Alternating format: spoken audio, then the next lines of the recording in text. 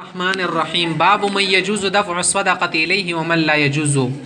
سبق نمبر د 56.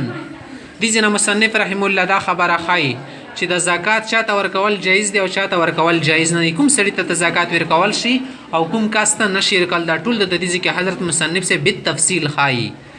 باب من یجوز دفع الصدقه الیه، چاته صدقه پترانه زکات ورکول صحیح دی ومن لا یجوز چاته ندی صحیح. قال الله تبارك وتعالى في كتابه الحكيم، الله قرآن کریم کی ویلی دی انما الصدقات، صدقات اته قسم خلقو د پاره دی، للفقراء فقیرانو د پاره، والمساکین غریبانو مسکینانو د پاره. الآیه فهذه ثمانية أصناف، پدې کې اته قسم خلق دي. فقط سقط منها المؤلفة قلوبهم، دین یو قسم ساکت شوا ده چاته مؤلفة القلوب الشاغته اوس نشي ورکول، لأن الله تبارك وتعالى أعز الإسلام، الله پاک اسلام ته طاقت ورکړو، عزت ورکړو، واغنى عنهم اغونه مستغنی کړلو. والفقير فقير چاته لشي من له ادنى شيء، چسره لک زک سوي. والمسكين من لا شيء له، مسكين اختر شي سره وسره هیڅ نه. بل پکې دا والعامل عامل هغه کس چې هاشمي نه وي، د سید خاندان نه وي او ساعي وي، امام مقرر کړي، حاکم صدقاتو باندې هغه ته عامل نه شي، گورنر وي، مصدق نه وتل صدقات رټولي، هغه ته ورکول شي. په دې کې يدفع الیه الامام، امام بدی ته د زکات نه ورکي ان عمل بقدر عمله، د عمل مطابق. وفي الرقاب، بل دا مکاتب غلامان ازدول، ورمیګون ازدول، ایوعان المکاتبون، چې مکاتب سره مدد وکړل شي، په فک رقابهم، دغه گردن په خلاصول کې. والغارم، بل سړی د مقروض، مقروض مدیون، چا باندې قرضه ور باندې دین پر باندې تل شي. غارم، غارم معنا سړی چې دیونو کې راغارک شي قرضو کې. من لزمه دین، کوم سړی باندې دین رغلی. بل دو فی سبیل الله، دی الله په لار کې. منقطع الغزات، هغه غازی صاحب مجاهد، مجاهدین او غازیان نو ورسته پتی شي، اسباب سفر سره ختم شي.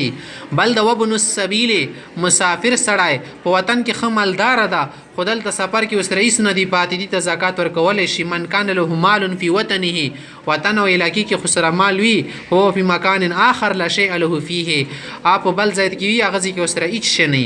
فهذه جهات الزکات، دا د جهات ول طرفونه دی، په دې کې چاته ورکول غواړي موږ مذهب مطابق ورکول شي وتا.